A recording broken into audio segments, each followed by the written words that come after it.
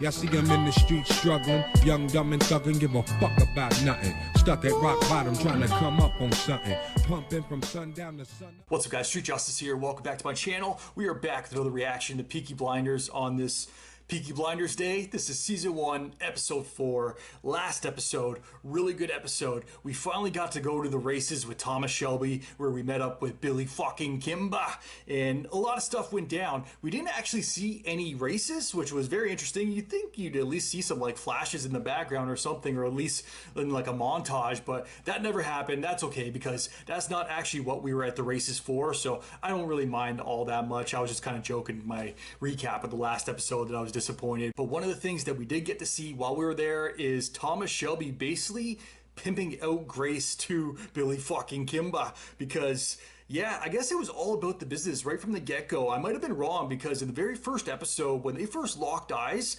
I was like, I was pretty sure that Cupid was in the air. He shot both of them, because I thought they were all lovey-dovey from that moment on, that they both knew that, yeah, there's a love connection there. I guess it really wasn't that at all, because it might have been, though. That's one of the things I'm a little bit confused about. But I guess in the long scheme of things, it doesn't really matter, because at the end of the last episode, we actually saw Thomas Shelby, I guess, come to the realization that he may have feelings for Grace. Because while he was waiting in the car, I guess he just couldn't live with himself and actually go through with that, because he clearly interrupted them. He had to stop things right then and there. He didn't have the best reasoning or the best excuse for her at that time, where he's like, yeah, she's got the clap, but hey, it worked.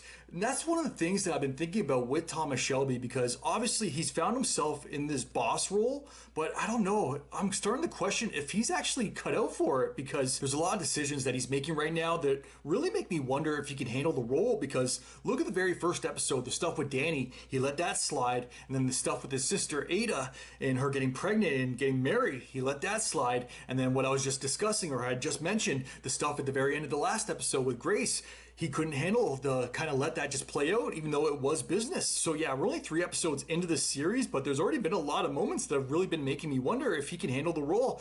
I guess we're gonna have to wait and see. But if you guys haven't already subscribed to the channel, now's a very good time to click that button down below. Smash that like button while you're there. With that said, let's jump right in. Let's check it out. Let's go.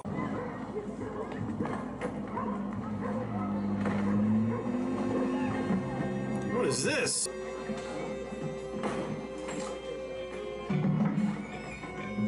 What's this little shit up to? Look at these two bosses walking down the street. I don't like that they're being followed by this cart, though. Quick. Not good.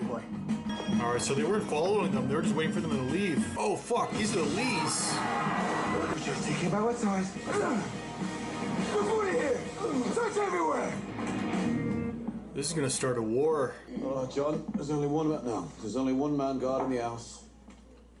What's troubling you? You know what it's been like since Martha died. God takes the best first. What the kids need is a mother. I've already proposed, and she said yes. I think there's a shell about to land and go bang. It's Lizzie Stark. Who's this?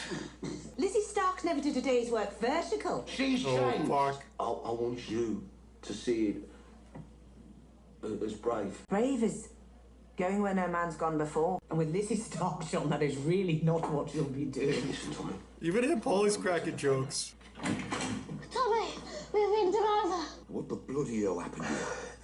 The Lees. All of them. I left these. Wirecutters.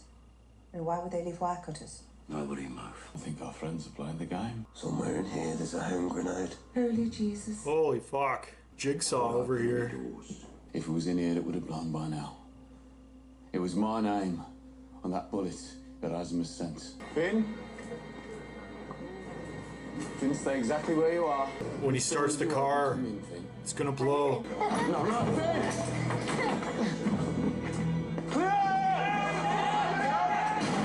Holy shit. That's why you should never pretend to be me. Put your hand on the Bible. I don't believe. Your boys tried to kill me. Didn't work. So is she like the Aunt Polly of that family? Daichi koho propinere. Radim Kachi Elliot. Planuesk Saltrades. No wonder you won't touch a Bible. I'm collecting smart people, but I need strong men too. We haven't seen a lot of Sam Neill. Your message said, you have an address for me? Anonymous tip-off. I love seeing these two interact. The address of Stanley Chapman. You promised me Freddie Thorne. Chapman has snow in his boots, and all you need is a shovel. I'd say our little truce is proving quite productive for both of us, Inspector. If you don't get back those stolen weapons soon, I will be replaced. If I were to be fired, and it were your fault, I would do things that would shame the devil. I would see to it that you and your scum brothers have your heads stoved in with mallets. Okay, shit just got serious That now. would be a dark day indeed, Mr. Shelby. Damn. There would be a lot of consequences if you were to pull that trigger, but damn. Kick in the dough, wave in the fo-fo. Look what we found. Mr. Chapman, you're fucked. Ooh.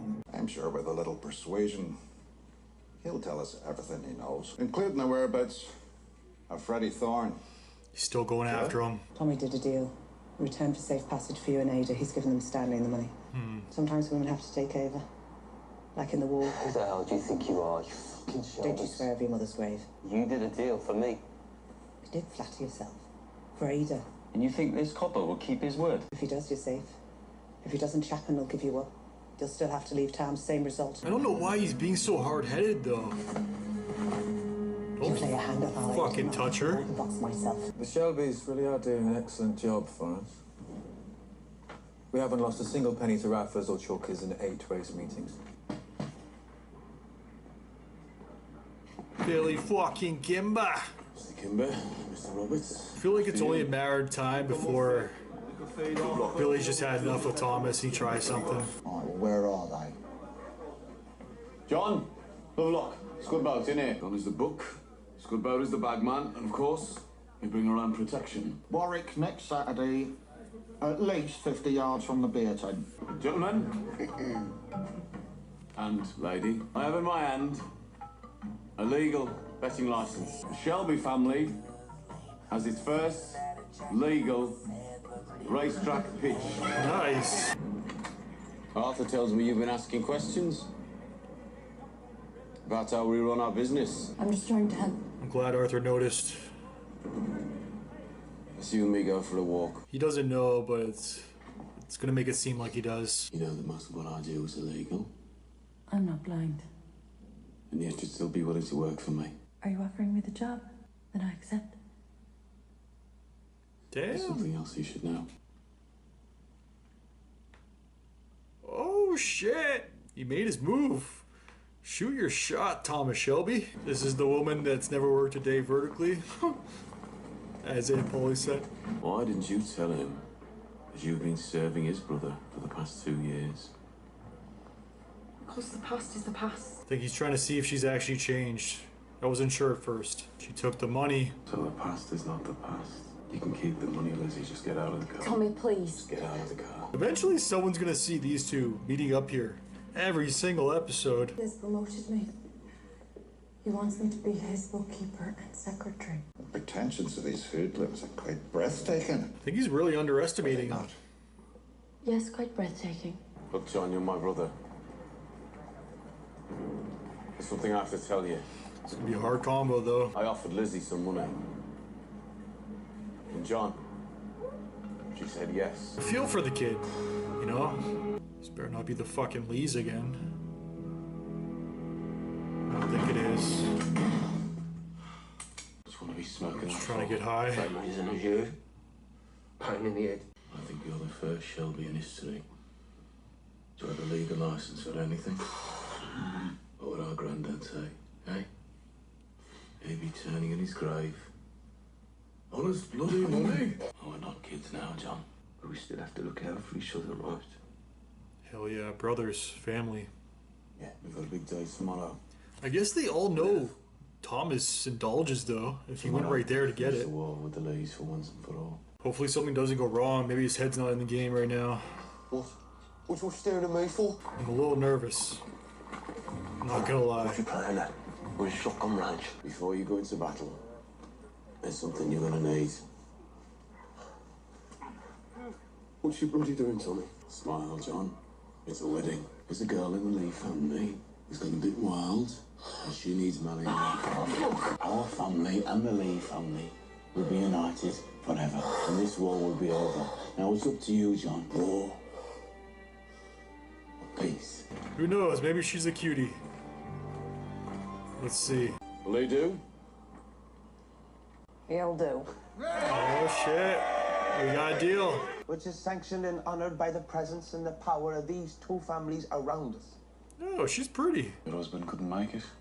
He's not speaking to me, and when he does, he calls me a fucking Shelby, even though I'm a thorn now. Falling on my side, that's for sure. You should tell Ada to slow down. Think she listens to me? Tried stopping her, but she's been drinking. Come and look at the family you've joined. Come and look at the man who runs it. Calm down, Ada. Ada, calm down. Not the time or the place. Holy shit. Water. Come on, Freddie. Her water broke while she's drunk at a wedding. Really smooth. Your sister's in there giving birth. You're talking about the bloody car. Not much us men can do now, Paul. Except go get drunk. God, come on. This one man should be here. Freddie should be here. Got a heartbeat I hear inside that chest. The truce lasts till sunrise. On my house. Tell Freddie it's safe. What does baby This is what I was talking about at the start. Thomas Shelby has a heart. Nothing will keep him away. Tommy said it's all right for him to be there. Isn't that right, Tommy? That's right. I'm all out tonight. I think it's that lovely barmaid, that kitchen barmaid that just walked out, that's made our brother go all soft. Look at Freddie go. It's a boy, Freddie. I'm glad everything worked out.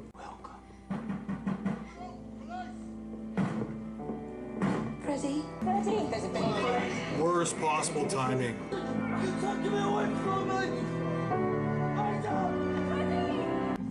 It's a boy. She thinks it was him? Police came and took his father away. Or was it? Don't you dare look at me like that! You liar. I don't think he did it though. It was her.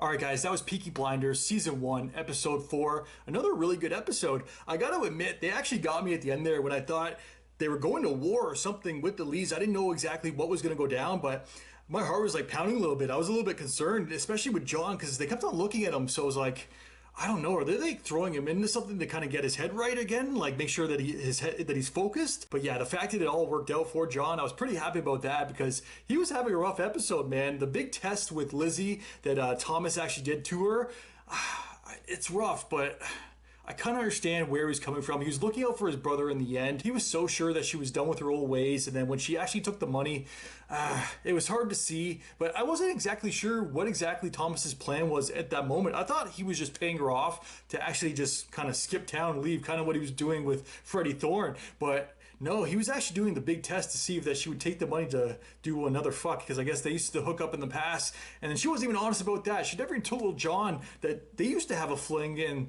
that I think that was another thing that rubbed Thomas the wrong way. When she actually took the money too, you can almost see that Thomas died a little bit inside for his brother because he wanted his brother to be happy. So that was a rough scene, and she really screwed herself when she got mad at Thomas at the end of that scene when she stepped out of the car and she's like, well, screw you, you're dirty, whatever, you're only half the man that he is. I'm like, bitch, you took the money. That's on you. He gave you a chance to see if you were actually right for his brother or not, and you still took the money. So yeah, that kind of pissed me off when she got pissed at Thomas. So I understand she got played there at that moment in time, but at the same time, you did that to yourself. Well, what else happens this episode? So I guess by the marriage, the family's coming together. There's a truce now between the Lees and the Peaky Blinders. So with that marriage happening, I guess the Lees and the Shelbys, there's a truce now. Their family is actually bonded, a blood bond. Like they even slit their palms at the actual wedding. What a wedding. I've never been to a wedding, so I'm not sure if that usually goes down at weddings, but yeah, I'm pretty sure you don't see a lot of blood bonds or a lot of blood packs going down at weddings. It's kind of crazy. crazy. I've never been to a wedding though. I've been to I'm pretty sure I've said this before on the channel. I've been to probably about 20 funerals, never a wedding. So yeah, there's a lot of death in my life and not too much happiness and people come together, unfortunately. So yeah, that was good to see because I was definitely surprised with that scene. I thought they were going to war or something, like there was going to be some bloodshed.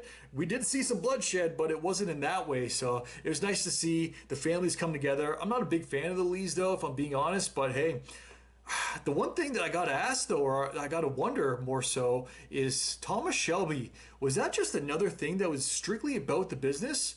Or was it killing two birds with one stone? I think it was more or less that, because he knew his brother was heartbroken from the night before. I feel like Thomas has always got a card up his sleeve, except for the very end of this episode when Ada was actually giving birth there, and he gave the allowance, or he gave permission for Freddie Thorne to actually show up and be a part of the birth and see his son born. It's like I said with my introduction, he's kind of going soft a little bit there. I don't know if he's fit for the role, even by this episode too, by allowing Freddie Thorne to be there at his own son's birth when they don't have a truce at the moment. So yeah, that was very interesting. It all comes back to Grace though, because at the very end of the episode, we saw the look that she gives from across the bar, and we saw a little bit earlier in the episode when John actually admitted, hey, Thomas is actually allowing Freddie to show up at his own son's birth. How good is that? Thomas is soft. Like, they're all drinking, they're all celebrating, they're all talking openly. And then she was listening to everything. And then she still, it shows, even though she may be kind of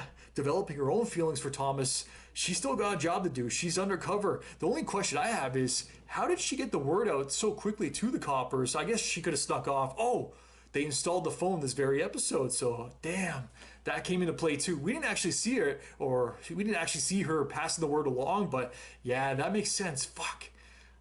She's a slick one. Another very good episode though, through and through. I gotta say, the one thing I gotta bring up though, because the music is so good in this show, and I kind of ran into it last week with the copyrights on YouTube. It actually got blocked, I think 3 or 4 times. The last episode was supposed to actually come out on my birthday, but I had to postpone it a day because it kept on getting blocked, and I had to keep on going back and editing and shortening it even more. So yeah, if there's ever any scenes that seem a little bit choppy with the show, and even though they may be important to the actual story and whatnot, sometimes they're just gonna have to be cut or shortened because of the copyrights. It's really unfortunate, but yeah, hopefully you guys enjoyed my reaction to this, because I really enjoyed this episode. As always, definitely let me know what you guys thought in the comments down below. If you guys could like and subscribe, it really helps my channel grow. But until next time, I am out. Enjoy your day.